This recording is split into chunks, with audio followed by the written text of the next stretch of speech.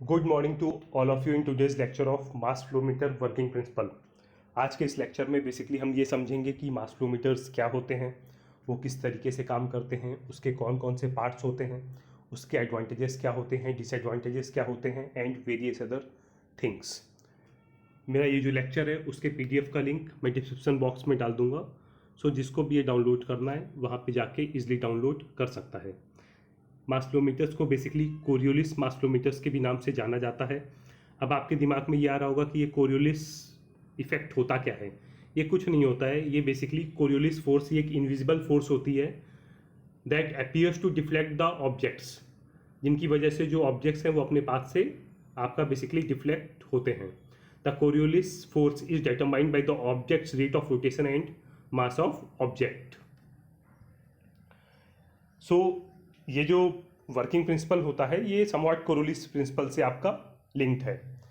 इसको समझने के लिए इस डायग्राम को आप गौर से देखिए। यहाँ पे एक वॉल्व है, वॉल के नीचे एक स्प्रिंग लगा हुआ है और उसके नीचे आपका एक मास अटैच्ड है। अब होगा क्या कि जैसे ही आप इस मास को खींचेंगे तो जो स्प्रिंग लगी हुई है वो एक पर्टिकुलर फ्रीक्वेंसी से ऑक्सीलेट करने लगेगी। अब यहाँ पे दो सिनेरियोज हैं, इस मास को आप इंक्रीज कर सकते हैं या फिर उसके वेट को आप डिक्रीज कर सकते हैं। अब होगा क्या, अगर आप इसके मास को डिक्रीज करेंगे तो जो आपकी स्प्रिंग है वो जिस फ्रीक्वेंसी से ऑक्सीलेट कर रही है वो फ्रीक्वेंसी काफ़ी ज़्यादा इंक्रीज हो जाएगी। लेकिन अगर आप इस मास को इंक्रीज करके इसको खींच के छोड़ देंगे तो जो स्प्रिंग की फ्रीक्वेंसी है ऑक्सीलेशन की वो आपकी डिक्रीज हो जाती है।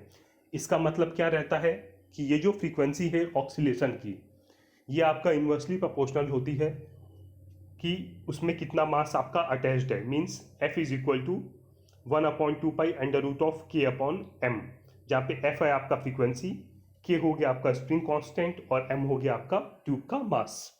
अब अगर आपको फ्रीक्वेंसी पता है तो उस फ्रीक्वेंसी से इजली आप उसमें डेंसिटी कितना है वो भी आप कैलकुलेट कर सकते हैं। डेंसिटी का फॉर्मूला है K upon 4 pi square V F square minus M upon V, जहाँ पे K मैं आपको पहले बता चुका हूँ स्प्रिंग कांस्टेंट, V हो गया वॉल्यूम ऑफ ट्यूब, F है फ्रीक्वेंसी, M है मास ऑफ ट्यूब और रो है आपका डेंसिटी। सो इन रिलेशंस की यूज़ करके अगर आपको फ्रीक्वेंसी पता है तो आप डेंसिटी भी पता कर सकते हैं उस मटेरियल की जो उससे अटैच्ड है। इसी पूरे के पूरे प्रिंसिपल का हम यूज़ करेंगे मास फ्लो मीटर्स के केस में। अब अगर हम बात करते हैं मास फ्लो मीटर, सो बेसिकली ये इक्विपमेंट देखने में इस तरीके का रहता है। जितने भी लोग केमिकल इंडस्ट्रीज में काम करते हैं उन सब ने ये बेसिकली देखा होगा। ये ऑटोमेशन में इसलिए इम्पोर्टेंस रहता है बिकॉज इसकी जो रीडिंग्स होती हैं उनकी एक्यूरेसी काफ़ी ज़्यादा होती है। मीन्स ये जो आपको वैल्यूज़ देगा दे आर फुली ट्रस्टेबल, आप उस पर भरोसा करके ईजिली अपने ऑपरेशंस को चला सकते हो। इसका सबसे बड़ा एडवांटेज ये होता है कि ये हमको जो रीडिंग्स देता है वो आपका केजी पर आवर में देता है। मीन्स नॉर्मली होता क्या है कि अगर टेम्परेचर्स आपके वेरी कर रहे हैं तो फ्लूइड की आपकी डेंसिटीज वेरी होती रहती हैं, जिस वजह से आप अगर वॉल्यूमेट्रिक फ्लो रेट्स कैलकुलेट कर रहे हो तो आपको रीडिंग्स हमेशा गलत मिलेंगी। बट मास फ्लोमीटर के केस में क्या है कि ये अपने आप डेंसिटी के हिसाब से एडजस्ट करके आपको एग्जैक्टली रीडिंग्स प्रोवाइड करता रहता है। अगर हम इसके वर्किंग प्रिंसिपल की बात करते हैं तो वो समझने के लिए ये देखिए, इसके अंदर के पोर्शन में बेसिकली दो ट्यूब्स लगे हुए रहते हैं। जब इसमें कोई भी मटेरियल नहीं फ्लो कर रहा है तो इन ट्यूब्स को ऑक्सीलेट करने के लिए एक ऑक्सीलेटिंग ड्राइव दी जाती है जो इसके पर्टिकुलर फ्रीक्वेंसीज पे ऑक्सीलेट कराती रहती है। इसके वर्किंग को समझने के लिए सबसे बेस्ट एग्जांपल है गार्डनिंग होस पाइप। जैसे ही आप उसमें पानी फ्लो करते हो तो आप देखिए कि वो बिल्कुल सांप के जैसे इधर उधर पाइप आपका मूव होने लगता है। होता क्या है कि जैसे ही उसके अंदर फ्लूइड फ्लो किया तो फ्लूइड की वेलोसिटीज की वजह से उसमें ऑक्सीलेशंस पैदा हो जाते हैं। सेम इफेक्ट आप यहाँ पे देखिए, जब इसमें कोई भी मटेरियल नहीं था तो ये ट्यूब एक पर्टिकुलर फ्रीक्वेंसी पे ऑक्सीलेट कर रहा था जिसको नीचे येलो करके दिखाया हुआ है।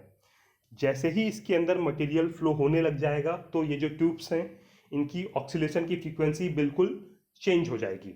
अब यहाँ पे बेसिकली जो रेड पॉइंट आप देख रहे हैं ये बेसिकली आपके यहाँ पे सेंसर्स लगे हुए रहते हैं। ये सेंसर का काम क्या रहता है कि ट्यूब पहले किस फ्रीक्वेंसी पे ऑक्सीलेट कर रहा था और अभी किस फ्रीक्वेंसी पे ऑक्सीलेट कर रहा है ये बेसिकली उन दोनों के बीच का डिफरेंस निकाल के आपको बताते हैं कि पहले और अभी की फ्रीक्वेंसीज में बेसिकली डिफरेंस क्या है। अब होगा कि अगर आपको फ्रीक्वेंसी पता है तो पहली स्लाइड में मैंने आपको बताया था, तो आप वहाँ से बेसिकली डेंसिटी कैलकुलेट कर लेते हैं। तो जैसे ही आपको पता चला कि फ्रीक्वेंसीज में कितना चेंज आया है, इमीडिएटली आपने उसके हिसाब से बेसिकली डेंसिटी कैलकुलेट कर ली कि किस डेंसिटी का मटेरियल उससे फ्लो कर रहा है, और कॉरेस्पॉन्डिंग टू डेंसिटी आप basically mass flow rate calculate कर सकते हैं। तो ये बेसिक वर्किंग है आपका मास फ्लो मीटर्स का।